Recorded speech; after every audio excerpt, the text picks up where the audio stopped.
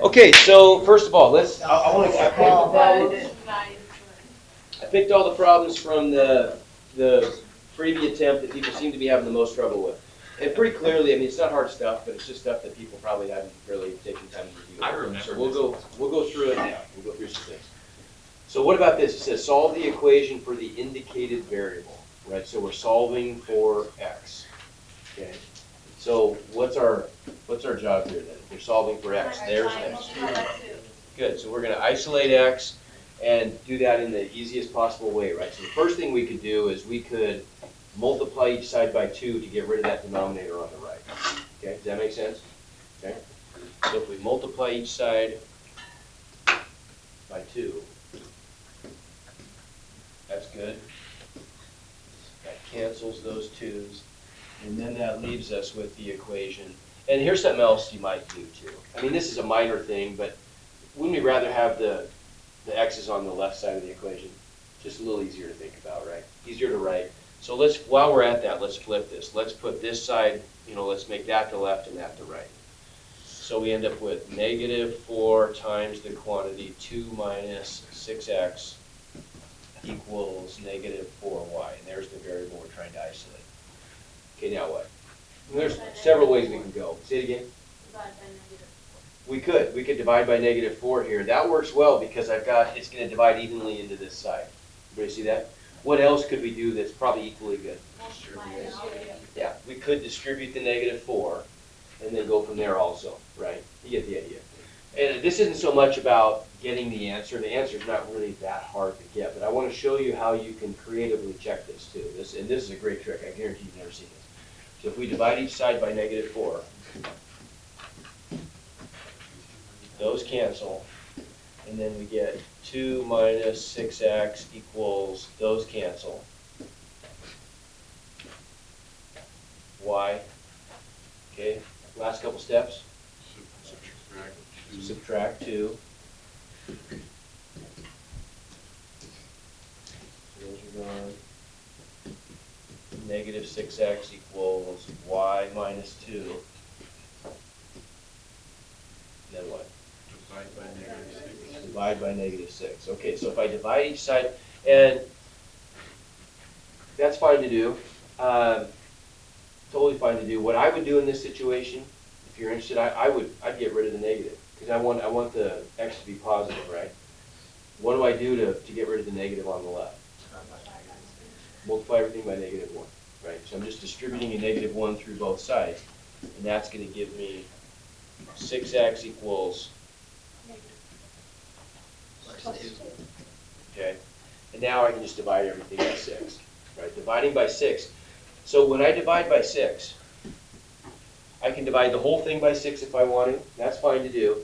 Can anybody make an argument for splitting that? The 2/6 reduces, doesn't it? So it might be better here to just go ahead and write that as, let's split that denominator and write that as -y/2 plus 2/6 would become a 1/3. Okay? So there's our answer. Okay? y/6, I mean. What am I doing? y/6.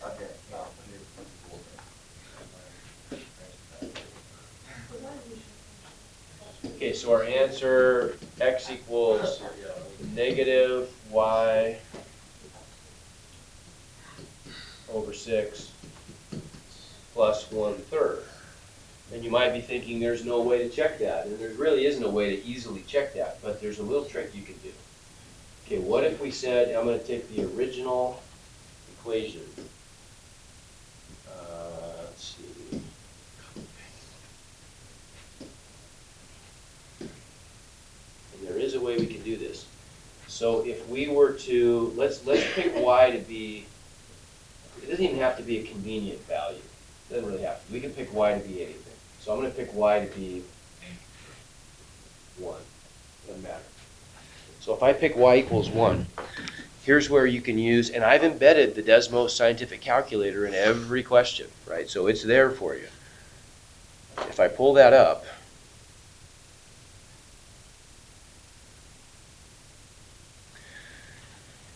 I want to find the corresponding value of x. So if I let y equal 1, aren't I just going to get negative 1/6 plus 1/3? Everybody agree? Now look over here. Did we see what I did there? So in the Desmos calculator, I can convert that to a fraction. It gives me the little button, and it's a 1/6. Okay? So in other words, what we just said here is when y equals 1,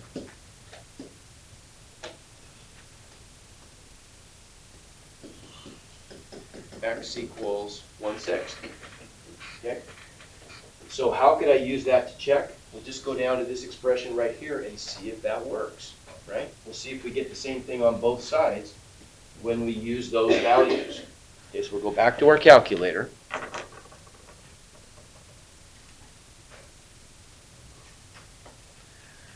And I'll go ahead and clear everything.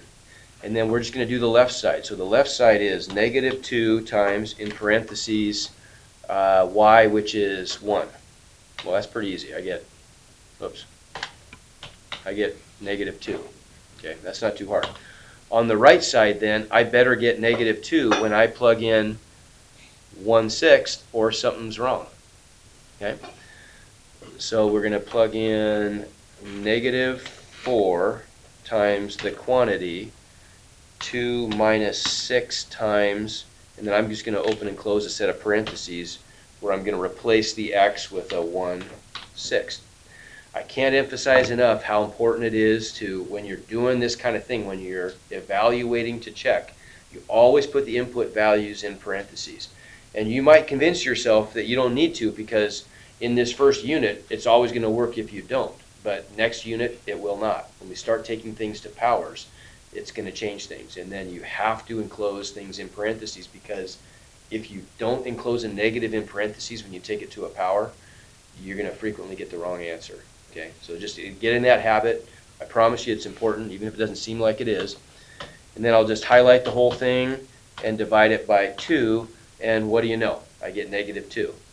So I know I got this right. Okay, there's no guesswork here. You don't have to be nervous when you hit submit now. You know you got it right. Okay? Questions on that?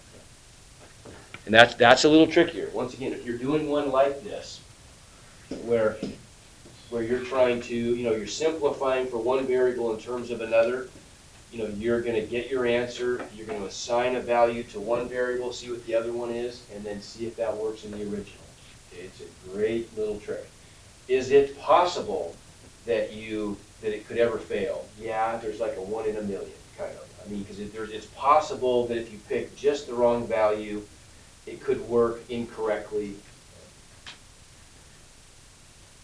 It could work accidentally sometimes, but the odds are so spectacularly low that you improve your odds tremendously if it does work. If it does work, you feel pretty confident you did it right. Okay? Is it an absolute guarantee? No, but almost. Okay. How about this one? Let's go through one of these. Now this is clearly a checkable solution, isn't it? Right? We're solving an equation here, so this is one you can easily check, and especially once you get pretty good with using the Desmos Scientific Calculator, this gets really quick and easy to do. But let's talk about this one. What do we do here? Multiply by 2. Okay, so let's talk about that. Now there's some competing schools of thought on this, and I can see, especially in an honors class where you guys are thinking outside the box a little bit, this is a case where you could multiply by 2. You could. But what if these fractions were different though? Multiply by a common denominator. You could, like if this was a 1/2 and that was a 1/3, you could go down that road and do that. It's fine. But frequently when people do that, they get confused by that. So I'm going to do it both ways, and you can take your pick. If you're not going to distribute first, you have to remember that when I multiply both sides through by something, and here's what people tend to do. If I multiply by 2, for example, they tend to want to multiply by the 1/2 and then multiply through by this also. You don't do that, right? You multiply in pairs. Remember this example we did earlier in the year. If I multiply 2 times 3 times 4, what do I get? 24. I don't get 48, right? I multiply the 2 times the 3, and I get 6, and then I multiply that result by the 4. I do not distribute the 2 to the 3 and the 4, correct? You always multiply in pairs. So you could multiply by 2 first. Maybe I'll do this on separate pages. Yeah, I'll do that. So I could multiply by 2 first. In this case, both sides by 2. And I would do the 2 times the 1/2 gives me a 1, which cancels it, right? And then I just end up with 2/3 z plus 3/4 equals the 2 times the 1/2 cancels it, and I just get z plus 2/3. That's fine. What if, once again, I'm just going to make a hypothetical here. What if we had, just the first step is all I want to do. What if we had 1/2 times 2/3 z plus 3/4 equals 1/5 times z plus 2/3? What do I do? Well, you distribute or you can multiply by a common denominator. What if I want to do the Jim method here, and I'm going to try to get rid of the fractions right away, what would I have to multiply both sides by? 10, okay. If you see that and you're super comfortable with that, this is a great method to use. So if I multiply by 10, 10 times 1/2 is going to give me 5, right, which I would then distribute by my 2/3 z plus 3/4. And over here, I'm going to get 2 times z plus 2/3, et cetera, right? Okay. If you're ever not sure about that, don't do it. If you're ever not sure about it, just do this.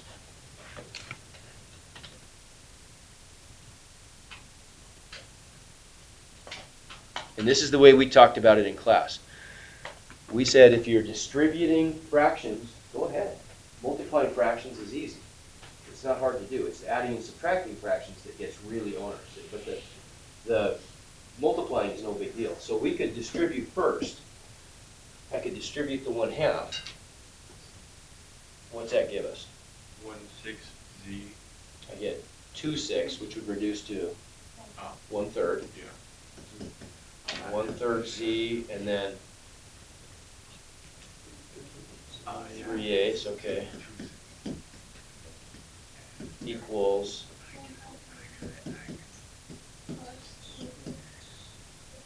which would be, okay, right? That's pretty easy to do, and now it's very clear what to do. Now we just clear fractions. I would multiply both sides through by what?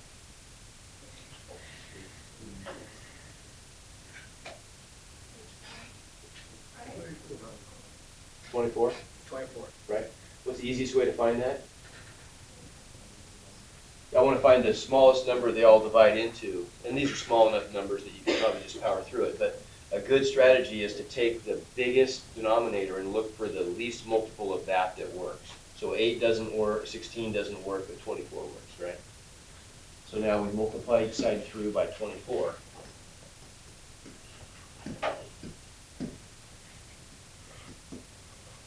Right?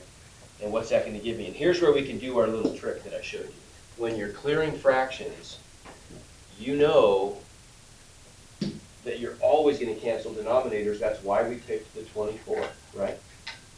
So when I distribute 24 to the 1/3, well, 24 over 3 is going to reduce to what? 8. So that's what gets multiplied then. That's what's left over to multiply by the numerator after we cancel the denominator, right? So we're going to get 8z. 24 over 8 is? Sorry. What is it, 3? Okay. Times 3 gives us the 9. 24 over 2, 12 times 1 is 12z. 24 over 3 is 8 times 1 is 8. Okay? I would do it that way. And think why. I mean, like on this other example here, we still had to distribute and have fractions after we cleared the fractions once, right? So we still got to do that process anyway. Why not just distribute and do it once. Clear the fractions once. I think it's safer personally. So now, last few steps.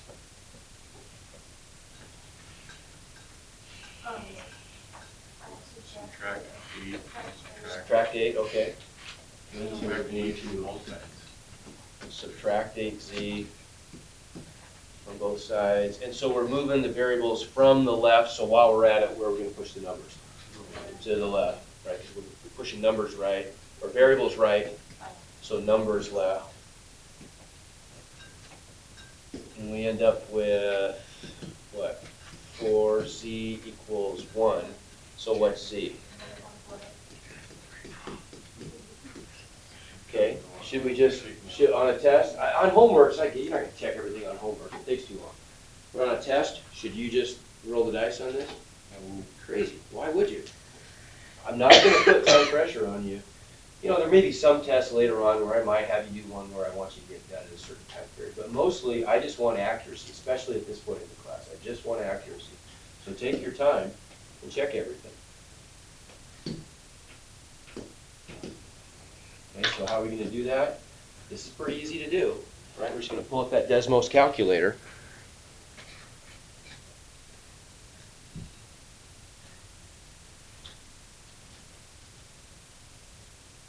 And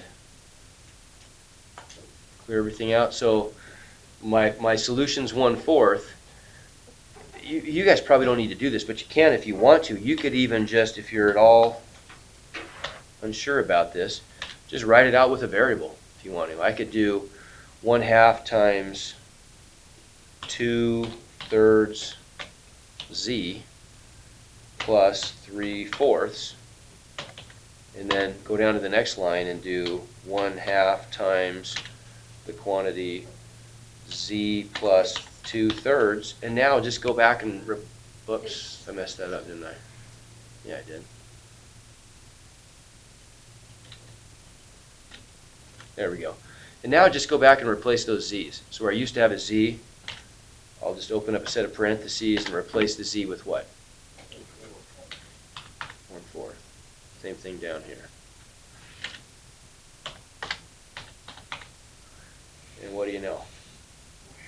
I get the same fraction on both sides. So it's 100% sure it's right. Okay? Okay, let's talk about these a little bit.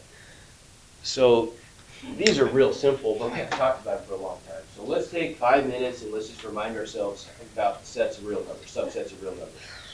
So first of all, I got to simplify that. What is negative the square root of 64? Negative 8. Okay, so that can more simply be written as negative 8. Okay, if it's negative 8, let's think about the sets to which that's going to belong. So I'm just pulling up the notes here. These are our notes from class that we went through and we talked about this stuff.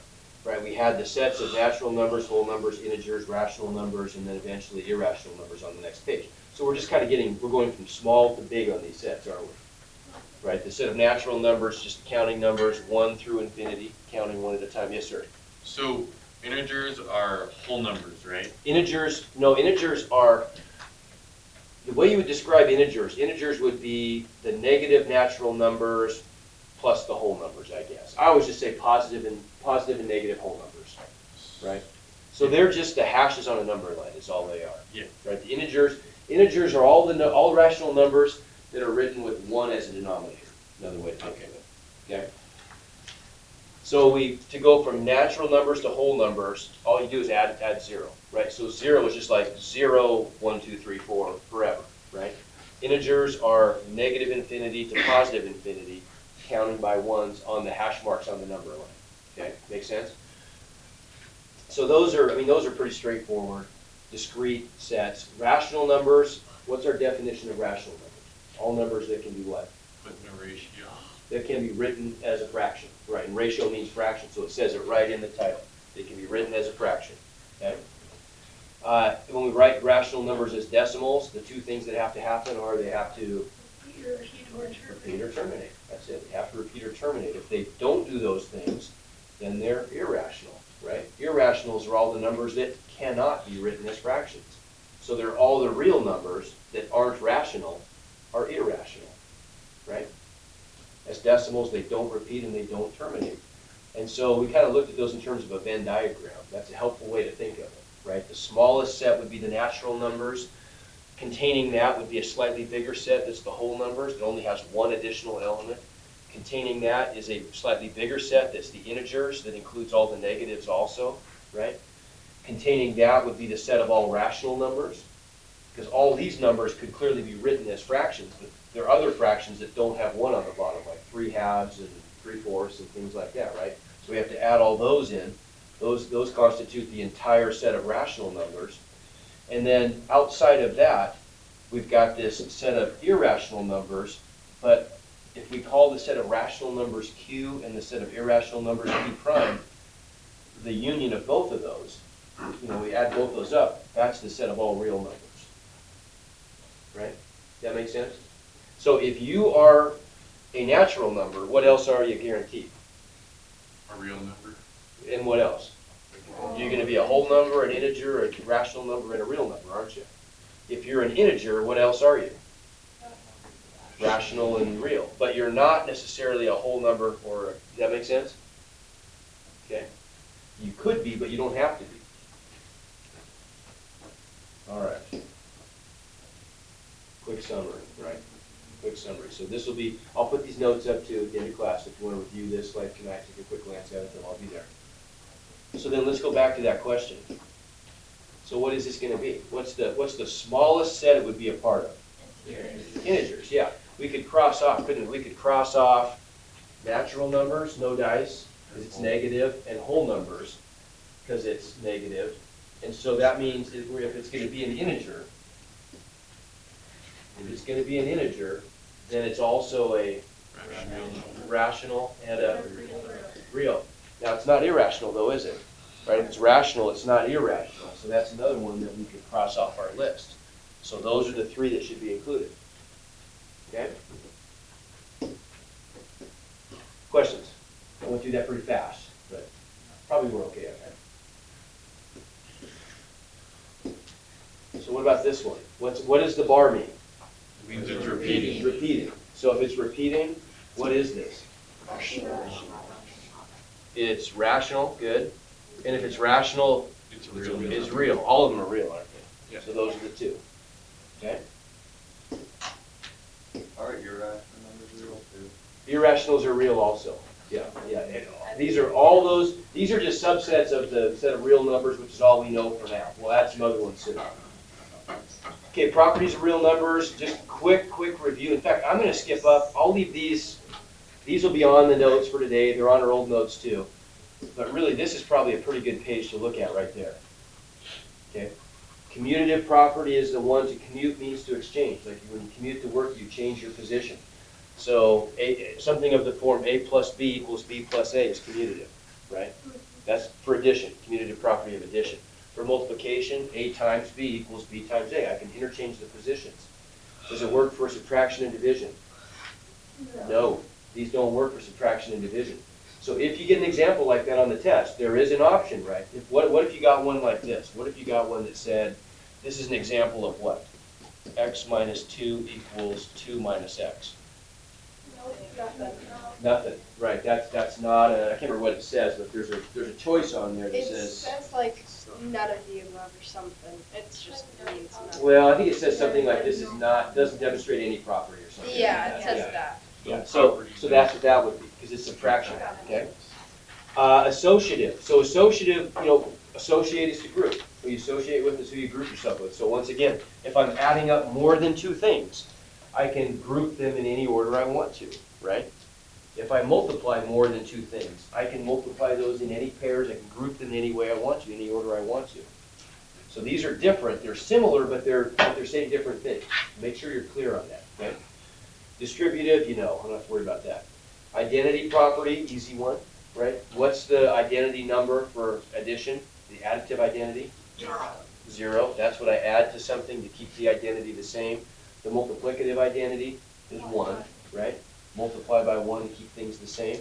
And then the inverse, just ask the question, what do I add to something to get back the additive identity? Just subtract. Yeah, add the opposite, right? So the additive inverse would just be the opposite of a number. right? That makes sense? So, okay, good. And the multiplicative inverse is what I would multiply something, or excuse me, the multiplicative identity is what I would multiply something by to get back the multiplicative inverse 1. Or, I said that wrong. Yeah. Strike that. Let me say that again. I got to pick my words carefully. The multiplicative inverse is what I would multiply something by to get back the multiplicative identity 1. The identity number for multiplication. Well, what do I multiply something by to get 1? Reciprocal. Okay. So the multiplicative inverse of 2/3 is 3/2. Yeah. Okay, and then the last one was this closure property thing, right? Closure property, and this is kind of an honors class thing more. I wouldn't probably do this in a class, but for you guys, it's something I want you to know about. So the closure property has to do with, is a set closed under an operation, is the question they ask. A set of numbers is closed under an operation if every time you apply that operation to any elements in the set, the answer is also in the same set, right? So are integers closed under multiplication? Yes. Anytime I multiply two integers, I'm getting an integer result, right? Are the set of irrational numbers closed under subtraction? No. For example, pi minus pi, those are two irrational numbers. When I subtract them, I get a rational number, okay? So that is false. It's not closed under subtraction because there's a case where I got something outside of the set when I subtracted, okay? Are the set of whole numbers closed under division? No way. 2 divided by 3 is 2/3, which is not a whole number, okay? So it's not, the set of whole numbers is not closed under division. I can get other types of answers when I divide whole numbers. Odd numbers are closed under addition? No. 1 plus 3 is 4. It's not odd. Okay? Make sense? Questions on that one? Yes. So does it have to be multiplied, divided by, subtracted by, whatever? There could be other things A too. number in this, well, I know, but does it have to be by another number in the same set? Yes. Okay. Mhm. Yeah, it only works if I take two odd numbers and add them and get, if I always get an odd number, then it would be closed, but I don't. So all of the numbers have to be in the same? Yep. Everything would have to be contained in that one set. Okay, so this one, I mean, maybe, I don't know, do we even want to do this one? You tell me. I No, mean, we're we good. could. Just what would we do here? We would distribute, right? We would distribute the 8, and then if necessary, clear fractions. Do we even need to clear fractions though? No. No, we wouldn't in that case because the 8 over the 4 would, that would cancel the fraction anyway, right? It's really hot here. Yeah. Yeah. So we'll skip that one. Okay, this one, super easy. This is not even something that we really, this isn't something like we do algebraically. This is on there to remind you about a really important thing that you probably learned in Algebra 1 that we'll use all the time. What do I call an equation like this where I have a fraction equal to a fraction? Starts with a P. Problem. PR is not going to help you. PRO is not going to help you then. PROP might help you. No. Proportion. There you go. It's a proportion. When I have a Make fraction yourself that. equal to a fraction, it's a proportion. And the way we solve proportions is always the same. We cross multiply. Right? Yay. So there's nothing fancy here. We're just going to do this cross product, set it equal to that cross product. Right? So we end up with 7 times the quantity 5x, that's a 7. 7 times the quantity 5x plus 6 equals, this cross product is just 1 times 5x plus 7. Now I just distribute 7 and solve. Easy. Okay? See, that is helpful information. Easiest question, and I mean, we did talk about that, but maybe it was quick, I don't know. Hold on, let me write this down. But that's probably the easiest question on the whole test right there, right? Just cross multiply. Now, the point I kind of want to make here is, like, you see that this one gets a lot harder if I had this question instead.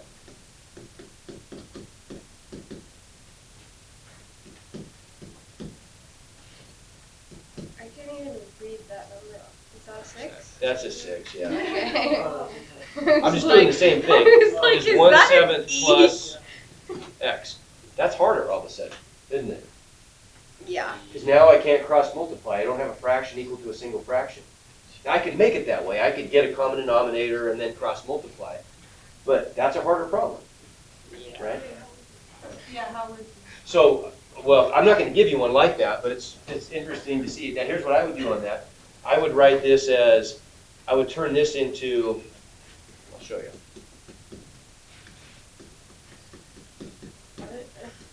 I would multiply this by 7 over 7. How come? Because you can. Yeah, then I'd end up with 7x plus 1 over 7, wouldn't I? Yeah. On this side? I got my common denominator of 7,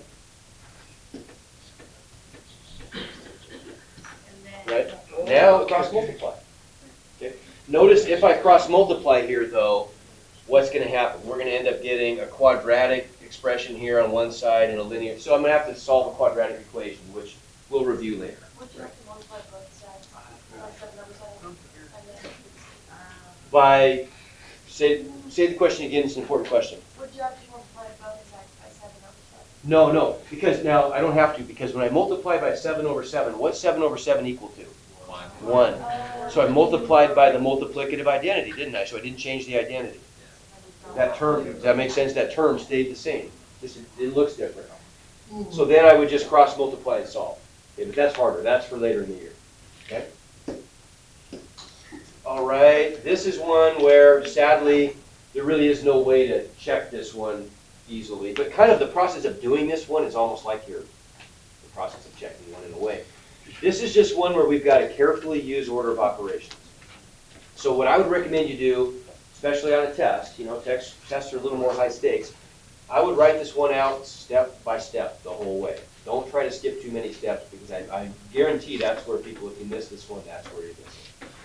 All right, so let's maybe go through this. If I'm plugging in these values, I'm just going to get the quantity 13 minus 10 squared times the quantity 20 minus 4 squared divided by the square root of 49 plus 11 minus the absolute value of the negative 8, right? And now let's just whittle away at this thing step by step. What am I following here the whole way through? Order of operations. Order of operations. That's all I'm doing, right? I'm just going to follow order of operations. I can kind of carve this thing up into pieces too, can't I? I've got everything up here inside the orange bubble. That's the top of a fraction. So I'm going to simplify everything in the orange bubble and get one answer, right? Everything inside the green bubble.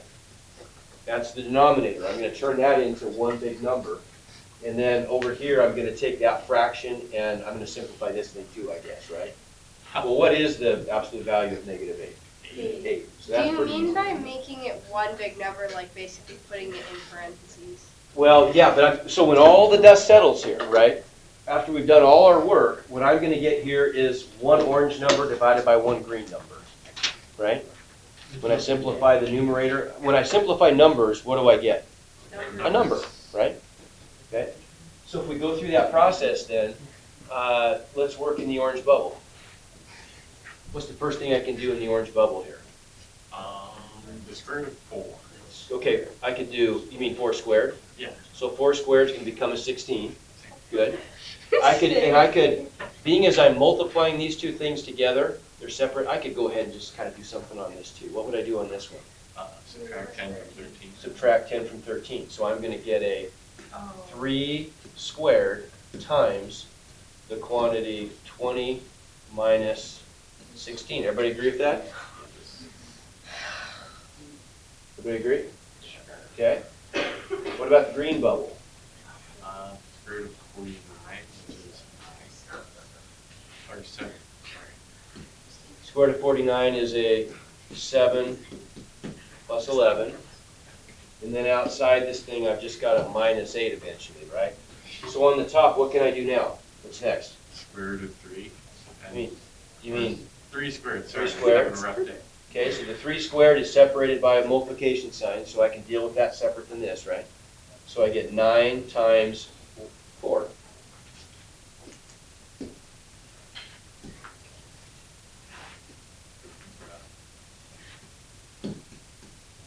Divided by, on the bottom, 18.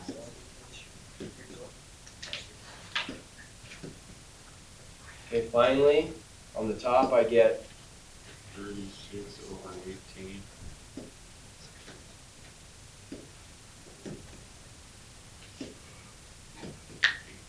now what comes next?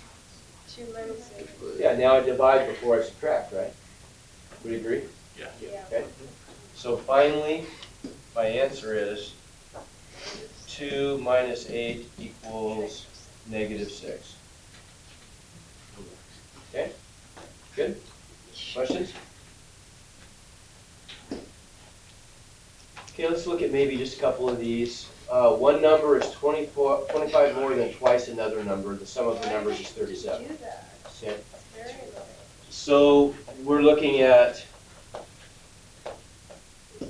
where's the word is? We got is in here a couple times, right? It's So right let's define, we got two numbers, right? Enter the number separated by a comma. So we'll do number 1 and number 2. So the first number is 25 more than twice another number. Well, what about the other number? What do I call that? X. I'm not told anything about the other number. So number 2 we'll call X. So what does that make this then? 25 Okay? Either way, 25 plus 2x or 2x plus 25. Addition's commutative, so I can write it either way, doesn't matter. Neither way is more right than the other. So there's my two numbers.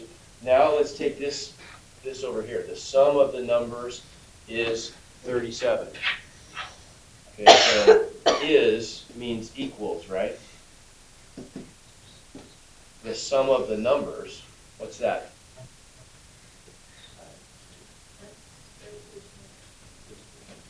Two added together. So 2x plus 25 plus x. And what do they equal? 37. Right?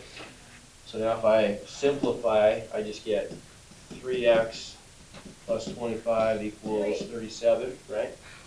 Subtract 25, 3x equals 12. What's x?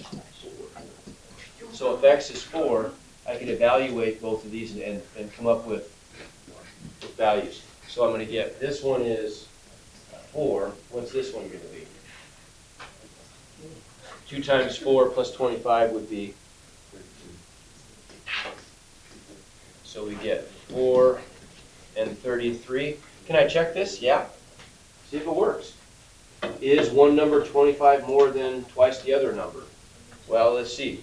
33 is 25 more than 8, isn't it? That works. Do they add up to 37? Check. It works. I can check both of those statements. Okay? Find the sum of 3 even integers, consecutive even integers, such that the sum of the smallest integer 2 times the median integer is 60 more than the largest. You know what I might do? We did this exact problem in class. You guys know where to find the notes? Yeah. Okay, I might just refer you back to that. And maybe we'll do this tomorrow. And I want to finish one thing today other than this. And I'm fine taking a little time tomorrow and wrapping this up if we need to. We're pushing the test back. That's okay. But what about stuff like this? Wait, when are we taking the Well, I was planning on having you do it tomorrow, but why don't we just do it Friday? We'll finish this up. And if you want, I'll give you another freebie day tomorrow if there's time left over. But Friday, that's sound good? Okay. So that just means I have 4 tests on Okay, but Friday. so let's use the last few minutes here. This is a checkable one, right?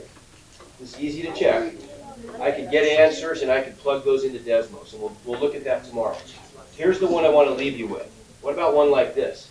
This is checkable but tricky. I just I would started say. writing it down. Okay, we'll come back to it later. Let's do this one. Let's do the problem first, and I'll show you how to check it. So, what do we do here? Distribute. So if I distribute, I'm gonna get 9A minus 21 minus 6A is less than or equal to what? 5A. Okay, combine like terms, 9A minus 6A is 3A minus 21 is less than or equal to 5A minus 20, now what? Subtract 3A, okay, that's fine. So we could subtract No, I don't do that. 3A from both sides, which means we're gonna be pushing the variables to the right, so where do I push the numbers? To the left. To the left. So I'm gonna add 20, and that's gonna give me -1. -1 on this side, and I'm gonna get 2A on that side. Okay, last step, Divide by 2. divide by 2. Okay, so then that's gonna give me A is greater than or equal to -1, which I probably wanna write the other way. I'm gonna write it as A is greater than or equal to -1. Agreed? Okay, how do we check this? Wait, what? Negative 1. Now you have to divide by Oh, 1 2. half, sorry, 1 half. 1 half, good. Okay, so how do I check this? So I check this in Desmos. Oh. I'll show you a cool way to do this. Question? I might have made a mistake. I was going fast. Did I do something wrong? Oh, okay. Make sense? Yeah, I just didn't see that you subtracted. Oh, I subtracted the 6A. I got you. Yep. Okay, so now here's how I can do this in Desmos.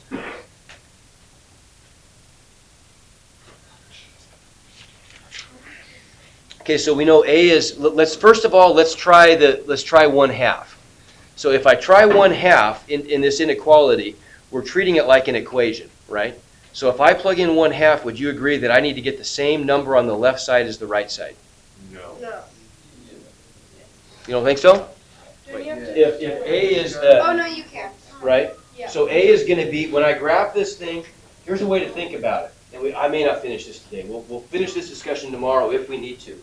But if we graph this at -1 half, we're going to end up with a closed circle, and we're shading in which direction? To the left. Right. Or no, to the right. To the right. Okay. Now, even if that were an open circle, we would still, even if A couldn't actually equal -1 half, what if it was just greater than? We're going to plug that number in, because that's going to be the value that, if I did it right, I'm going to get the same number on the left side as the right side. Wait, Does that make sense? no. Okay. So, watch. If I plug this in, But if it couldn't be equal to, yeah, but if it, shush. so on the left side, I've got the expression 3 times the quantity 3A minus 7 minus 6A, right? On the right side, I've got the expression 5 times the quantity A minus 4. And tell you what, let's just pick it up there tomorrow. It's like, So we're not going to test tomorrow? No, we'll do the test Friday. I'll finish this up, and then you guys might get like half a period to work on a freebie test tomorrow.